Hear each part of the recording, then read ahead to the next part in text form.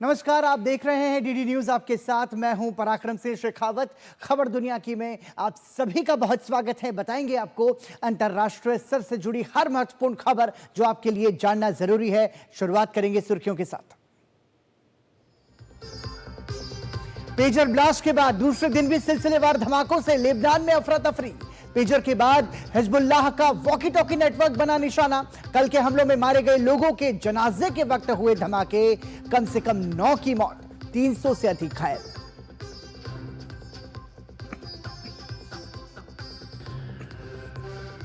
मंगलवार को हुए पेजर धमाकों के लिए लेबनान और ईरान ने इजराइल को ठहराया जिम्मेदार। इजराइल की अब तक कोई आधिकारिक टिप्पणी नहीं। हमले में अब तक 1 दर्जन की मौत, करीब 3000 घायल, कई की हालत गंभीर।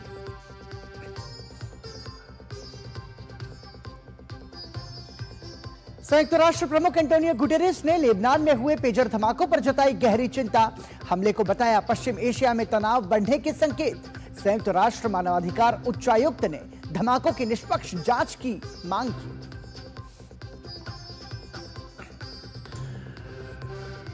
लेबनान के ताजा घटनाक्रम के बीच अमेरिका के विदेश मंत्री एंटनी ब्लिंकन का मिस्र दौरा।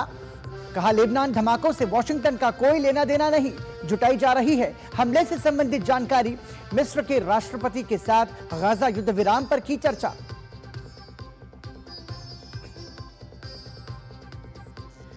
संयुक्त राष्ट्र महासभा ने फिलिस्तीन से संबंधित प्रस्ताव को दी मंजूरी। इजराइल से कहा 12 महीने के अंदर फिलिस्तीन क्षेत्र में अपनी अवैध उपस्थिति को करे खत्म। प्रस्ताव के पक्ष में पड़े 124 वोट। अमेरिका समेत 12 देशों ने किया विरोध, 43 देश रहे अनुपस्थित।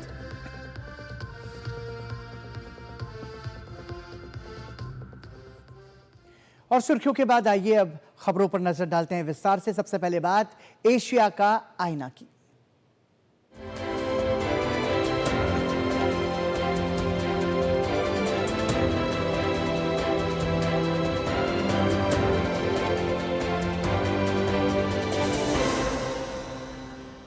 और एशिया का आईना की शुरुआत करेंगे आज की सबसे बड़ी खबर से।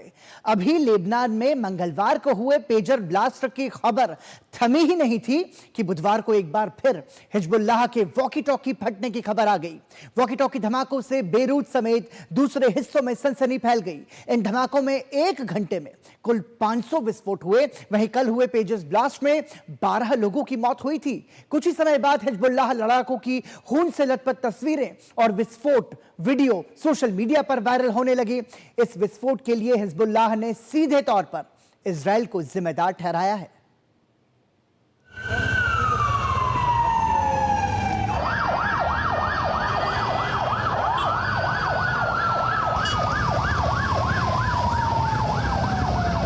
मंगलवार को लेबनान में हुए सीरियल पेजर ब्लास्ट के बाद बुधवार को फिर से धमाकों की खबर के बाद सनसनी मच गई। राजधानी बेरूत सहित कई इलाकों में मिली जानकारी के अनुसार धमाके संचार संबंधी उपकरणों में हुए। इन उपकरणों को हिजबुल्लाह के सदस्य उपयोग करते हैं। पेजर के बाद बुधवार को हिजबुल्लाह का वॉकी टॉकी नेटवर्क निशाने पर आया। इन वॉकी टॉकी को 5 महीने पहले ही खरीदा गया था। 1 घंटे में करीब 500 विस्फोट हुए। गौरतलब है कि एक दिन पहले ही लेबनान के कई शहरों के घरों, बाजारों और सड़कों पर हुए विस्फोट से हिजबुल्लाह हिल उठा था। विस्फोट की चपेट में आए 1800 लोगों को अस्पताल में भर्ती कराया गया है। अब तक 460 लोगों का ऑपरेशन किया गया है। इनमें अधिकतर चेहरे और आंख की सर्जरी शामिल है। हाथ और उंगलियों की भी सर्जरी की गई है। धमाका राजधानी बेरूत से लेकर बाका वैली जैसे इलाकों में हुआ। हिजबुल्लाह के कई टॉप लीडर के मारे जाने या घायल होने की आशंका है। मंगलवार को जिन पेजरों में विस्फोट हुए उनको महीने पहले हिजबुल्लाह ने ऑर्डर किया था। हिजबुल्लाह ने ताइवान स्थित गोल्ड अपोलो को 500 बीपर का ऑर्डर दिया था। कुछ महीने पहले उनको ये ऑर्डर मिल गया था। अब जब देश भर में ये पेजर पहुंचे तो इनमें विस्फोट हो गया। ताइवान की पुलिस मामले की जांच कर रही है। हालांकि गोल्ड अपोलो कंपनी ने विस्फोट वाले पेजरों को अपना मानने से इनकार कर दिया है। कंपनी का कहना है कि इन पेजरों के निर्माण और विपणन का अधिकार हंगरी की एक कंपनी BAC के पास है। यूरोप की एक कंपनी ने हमारे ब्रांड नाम का उपयोग करते हुए पेजरों को तैयार किया है। अनुबंध के तहत कंपनी हमारे लोग का इस्तेमाल करती है, जिसका भुगतान करती है। 他做这一支呼叫器切我们 लेबनान और हिजबुल्लाह ने हमले के लिए इजराइल को जिम्मेदार बताया है। हालांकि इजराइल ने इस पर टिप्पणी करने से इनकार कर दिया है।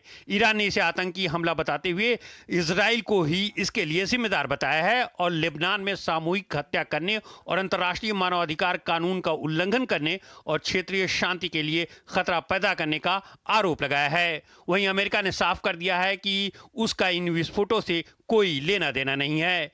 विस्फोट के बाद सामने आई पेजर की तस्वीरों में ताइवान की गोल्ड अपोलो कंपनी के मार्क मिले हैं।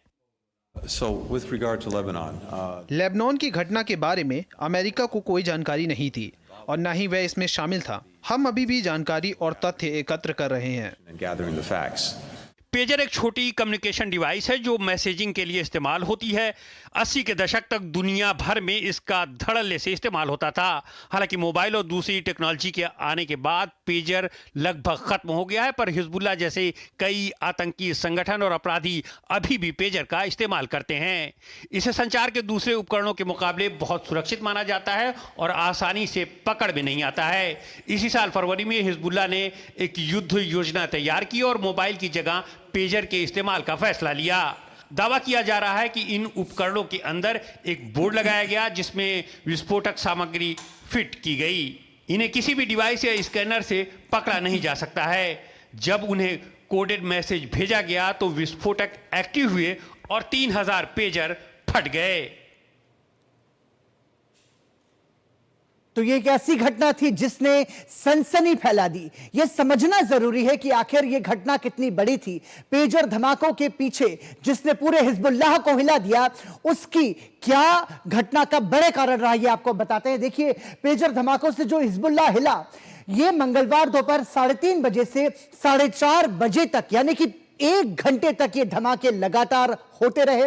और आपको बता दें कि रिंग होने के बाद पेजरों में ब्लास्ट हुआ। मतलब पहले पेजर की घंटी बजती है और उसके बाद ब्लास्ट हो जाता है। पेजर यूजर्स बने धमाकों का निशाना। आपको बता दें कि सबसे ज्यादा हिजबुल्लाह ही इस्तेमाल कर रहे थे इस वक्त पेजर को, और उनको इस्तेमाल करने वाले वो धमाकों का निशाना बने। हिजबुल्लाह के सदस्य करते हैं पेजर का उपयोग। जैसा कि हमने आपको बताया कि पहले से ही उन्होंने पूरी सुनियोजित प्रक्रिया के तहत पेजर खरीदे थे। और आपको बता दें कि जब ये विस्फोट हुआ तो विस्फोट से चेहरे, उंगलियां और कूल्हों पर चोट आई है। चूंकि हाथ में पेजर था और पॉकेट में पेजर रखा हुआ था, तो जब ये विस्फोट हुआ तो इस तरीके से वो घायल हुए। आपको बता दें धमाके में लगभग 1 दर्जन की मौत हुई है और 3000 लोग घायल हुए हैं और 200 लोग जो है जिंदगी और मौत के बीच अब भी जूझ रहे हैं।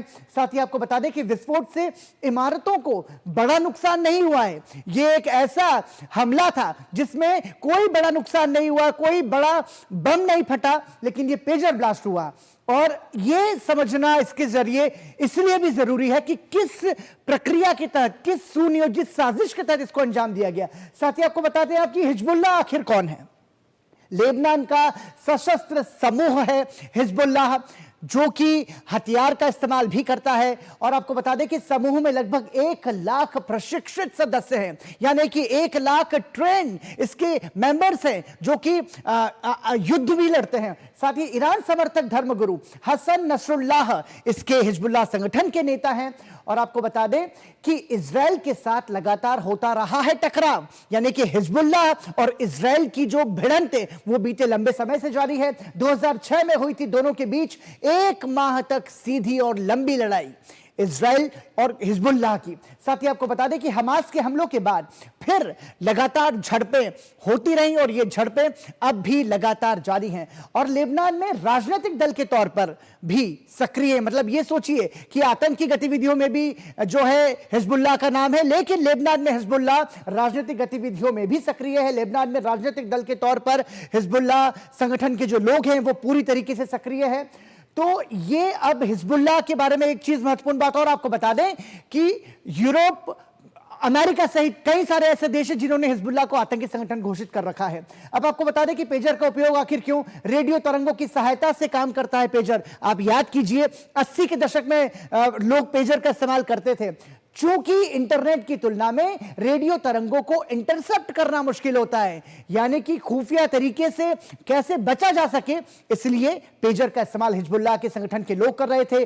पेजर के माध्यम से भेजे जाते हैं छोटे संदेश। चूंकि जिन लोगों ने अपने जीवन में पेजर का इस्तेमाल किया वो जानते हैं इस बात को कि छोटे संदेश को भेजने के काम में वो आता है। रेडियो तरंगों के नियंत्रण के लिए हिजबुल्लाह का ये अपना तंत्र है। चूंकि उसको कई सारी गतिविधियों को अंजाम देना होता है, युद्ध क्षेत्र में नीतियों को भी, इसलिए वो पेजर का इस्तेमाल कर रहे थे।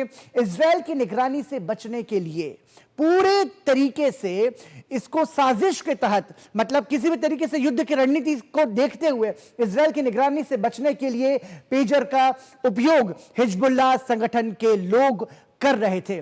तो देखिए इस पूरी क्रोनोलॉजी को भी आप समझिए कि ये कैसे हुआ ये पेजर विस्फोट।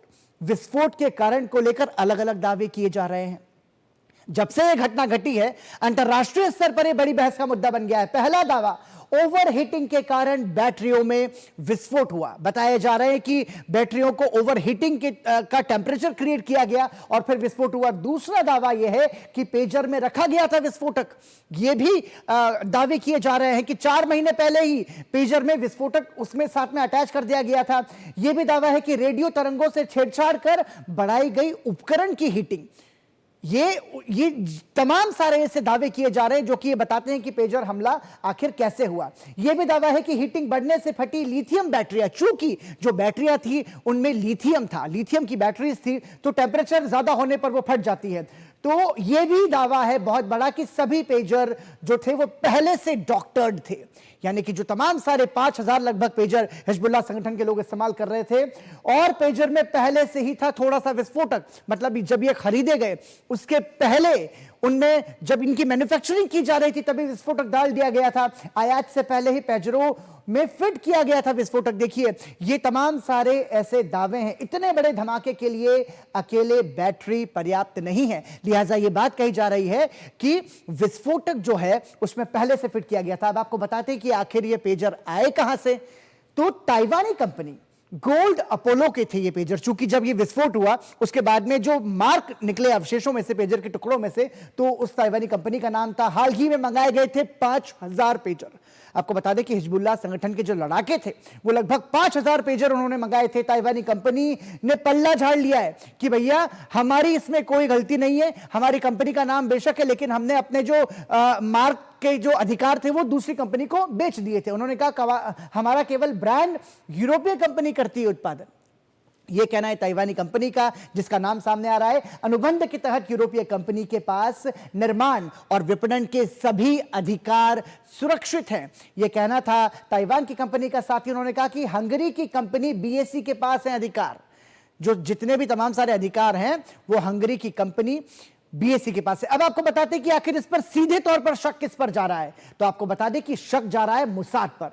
लेबनान और हिजबुल्लाह ने इजराइल को सीधे तौर पर इस पूरे हमले के लिए जिम्मेदार बताया है। साथ ही साथ इजराइल का विस्फोट पर टिप्पणी से इनकार है। अभी तक सबसे बड़ी बात यह है कि किसी ने भी इस हमले की जिम्मेदारी नहीं ली है।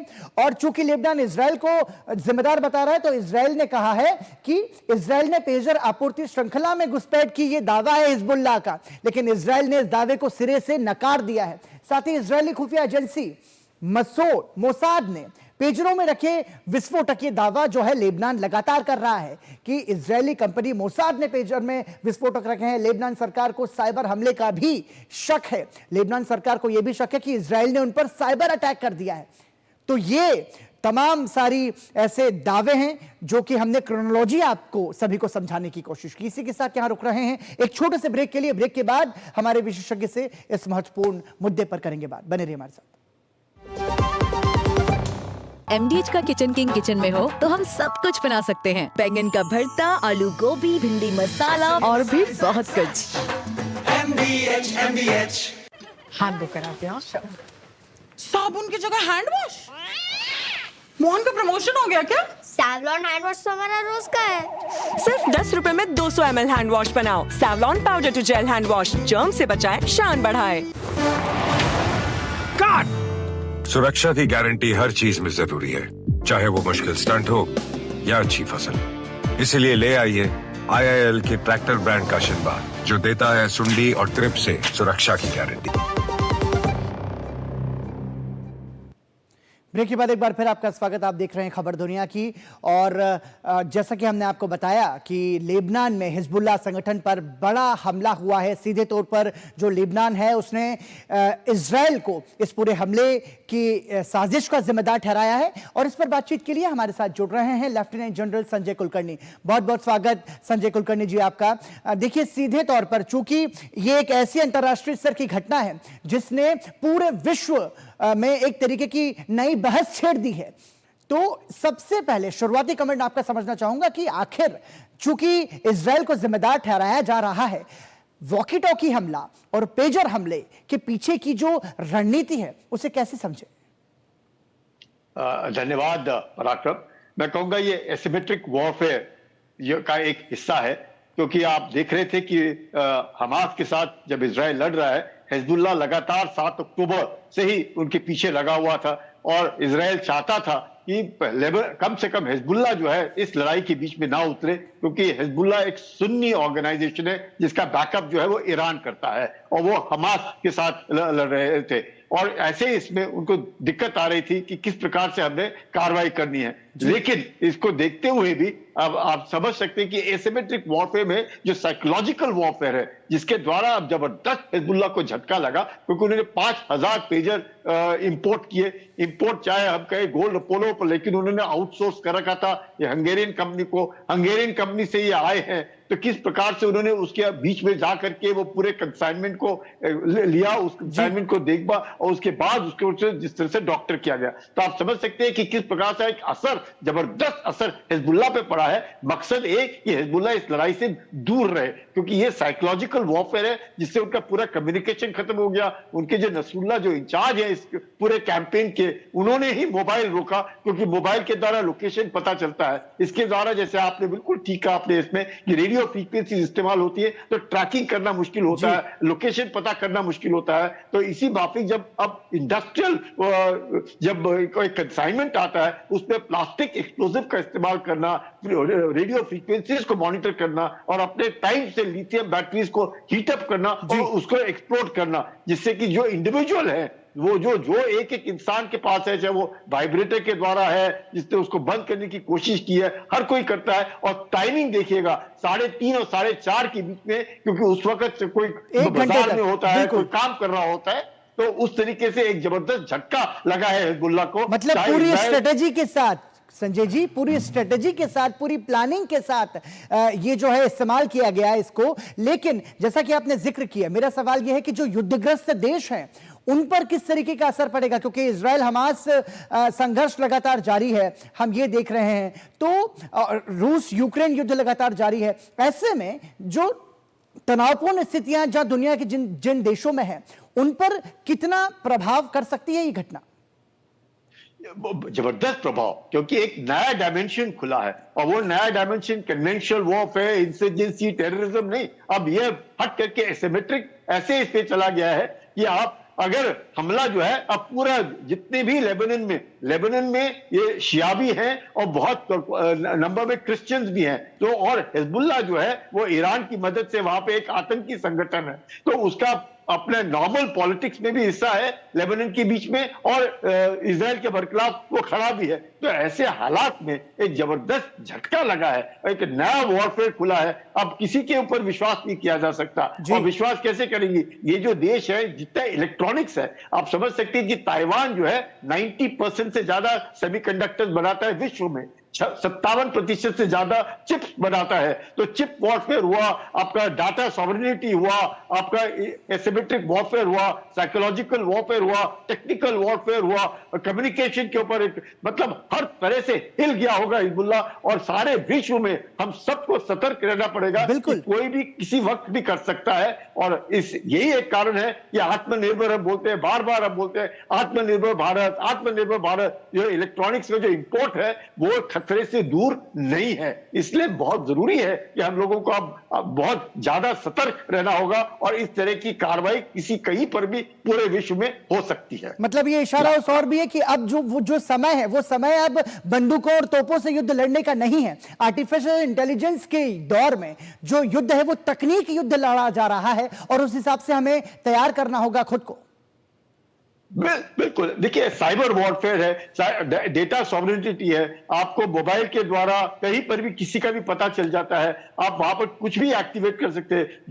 जो आदमी बनाता है उसको ही मालूम है, इसमें किसी देश की होने की जरूरत नहीं है। जो आदमी जानते हैं उसका सर्किट क्या है, उस सर्किट के साथ कैसे छेड़खानी की जा सकती है, उसके जो फ्रीक्वेंसीज हैं उसको किस तरीके से डॉक्टर किया जा सकता है, तो वो सब जानते हैं। प्लास्टिक एक्सप्लोसिव 3 ग्राम पतला सा एक उसके अंदर डाल दिया, आप समझ सकते हैं हर एक इंसान, जैसे आप बता रहे हैं कि 4000 लोग जो घायल हुए हैं उनका सबका मतलब एब्डोमेन, पेट के ऊपर से जितने के सब घायल हुए उनके या तो चेहरा खराब हो गया, उंगलियां का नुकसान हुआ, पेट फट गए। तो ये जो कार्रवाई है, 5000 लोग अगर घायल होते हैं पूरा देश हिल जाता है। तो लेबनान में अब हिजबुल्लाह के ऊपर जबरदस्त दबाव होगा कि लड़ाई रोको, अब या तो फिर आर या पार की लड़ाई या फिर रुकने की लड़ाई। लेकिन एक महत्वपूर्ण सवाल यहां पर यह बनता है कि जब लेबनान इजराइल को जिम्मेदार ठहरा रहा है तो आखिर इस साजिश के पीछे किसे जिम्मेदार माना जाए? मतलब ये तो ठीक है कि हिजबुल्लाह एक आतंकी संगठन है, ये हम जान रहे हैं, और अमेरिका ने कहा है कि उसे इस हमले से कोई लेना देना नहीं है, लेकिन एक बड़ी बहस का मुद्दा अब यह बन गया है पूरी दुनिया के लिए। तो क्या समझा जाए, इजराइल की भूमिका को कैसे देख रहे हैं?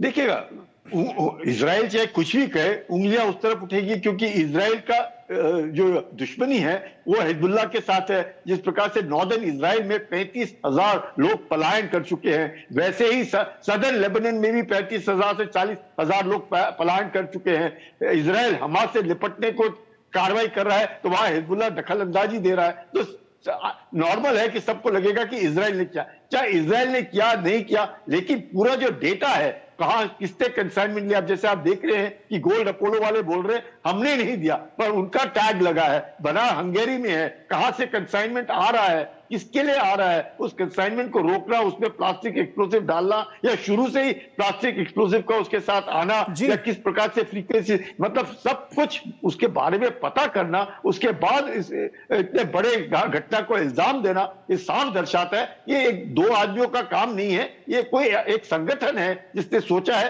कि हिजबुल्लाह को सबक सिखाना है, क्योंकि हिजबुल्लाह के ही 5000 लोग हैं वो जो घायल हुए हैं, चाहे इक्के दुक्के बाकी सिविलियन होंगे, लेकिन हिजबुल्लाह को ही नुकसान हुआ है। लेकिन संजय जी, ये बात तो बिल्कुल ठीक है कि पूरा जो नुकसान हुआ वो हिजबुल्लाह संगठन को हुआ है, लेकिन आप क्रोनोलॉजी को समझें यदि हम, प्लानिंग को समझें यदि हम, तो अब ये कितना ज्यादा महत्वपूर्ण है कि कितना अध्ययन किया होगा कि 4 महीने तक उन्होंने इंतजार किया, और ये उनको कैसे पता चला कि आज के आर्टिफिशियल इंटेलिजेंस के युग में 80 के दशक का जो पेजर है उससे वो इस्तेमाल करेंगे और 5000 जो पेजर है उसका ऑर्डर देंगे, और उसके भी 4 महीने पहले से बताया जा रहा है कि इसमें जो विस्फोटक था वो इंस्टॉल कर दिया गया था, अटैच कर दिया गया था। तो ये तो बहुत पहले से प्लान किया जा रहा था। जी देखिए, इसमें कोई शक ही नहीं, मतलब कितना सब कुछ सोच करके कि कौन सा देश कहां पर ऑर्डर दे रहा है, कौन सा देश किस चीज का ऑर्डर दे रहा है, चाहे सीक्रेसी में दे रहे हैं, पर लेकिन कोई ना कोई ऑर्गेनाइजेशन है जो पता कर रही है, ये भी पता करी किस जो फैक्ट्री कहां, कौन सी फैक्ट्री बना रहे हैं, उनका सर्किट क्या है, वो किस प्रकार से उसको हम लोग डॉक्टर कर, ये एक टेक्निकल वॉरफेयर है, एक साइबर वॉरफेयर है, एक इंडस्ट्रियल वॉरफेयर है, इससे जिससे साइकोलॉजिकली पूरा देश हिल जाता है। और जो इस्तेमाल कौन कर रहा है, तो वही लोग जो आतंकी संगठन है अपनी सीक्रेसी के लिए, लेकिन वो सीक्रेसी उन्हें लग रहा है सीक्रेसी, और जब आए तो 3-4 महीने उन्हें कुछ नहीं किया, वो तो उसमें था ऑलरेडी, चुपचाप बैठे रहे, और लिथियम बैटरीज उनको मालूम है कि कब करनी है, तो नुकसान पहुंचाने का समय और किस वक्त जब प्रेशर डालना है वो जिसने भी किया वो जानता था। इसमें उंगलियां इजराइल पे उठाई जा रही है, बिल्कुल, क्योंकि देखिए पेजर हमला हुआ, उसके बाद वॉकी टॉकी हमला भी आज हुआ, तो ये समझना होगा कि क्या और कोई संभावित हमला भी हो सकता है आने वाले समय में। बहुत संक्षेप में अंतिम प्रतिक्रिया आपकी।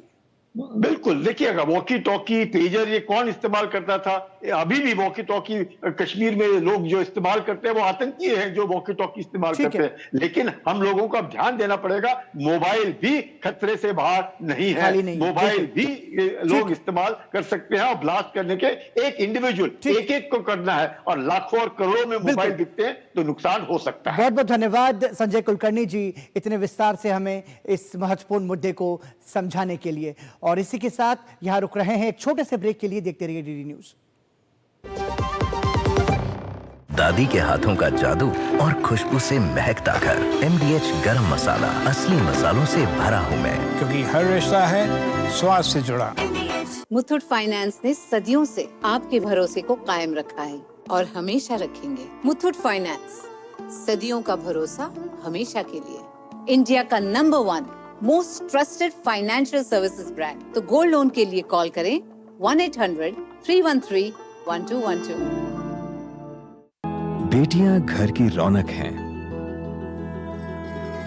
बेटियां घर संवारती हैं। बेटियां पीढ़ियां सजाती हैं। बेटियां घर की बुनियाद कहलाती हैं। बेटियों को सलाम करता है मोंगिया स्टील, स्टील का बादशाह। ब्रेक के बाद एक बार फिर आपका स्वागत। आप देख रहे हैं खबर दुनिया की। संयुक्त राष्ट्र महासभा ने बुधवार को फिलिस्तीन द्वारा तैयार किए गए प्रस्ताव को स्वीकार कर लिया है। प्रस्ताव में मांग की गई है कि इजरायल 12 महीनों के भीतर कब्जे वाले फिलिस्तीनी क्षेत्र से अपनी अवैध उपस्थिति को समाप्त करे। इस प्रस्ताव के पक्ष में 124 वोट पड़े, जबकि 43 देशों ने मतदान में भाग ही नहीं लिया। वहीं इजरायल, अमेरिका समेत 12 अन्य ने प्रस्ताव के खिलाफ मतदान किया। और इसी के साथ ही खबर दुनिया की में आज के लिए इतना ही। लेकिन जो लेबनान और इजरायल का हमला हुआ है, इस बीच जो पेजर और वॉकी टॉकी अटैक हुआ है, इस घटना ने भारत सहित पूरी दुनिया को सतर्क रहने पर विवश कर दिया है। हम सभी को और ज्यादा सतर्क रहने की जरूरत है। नमस्कार।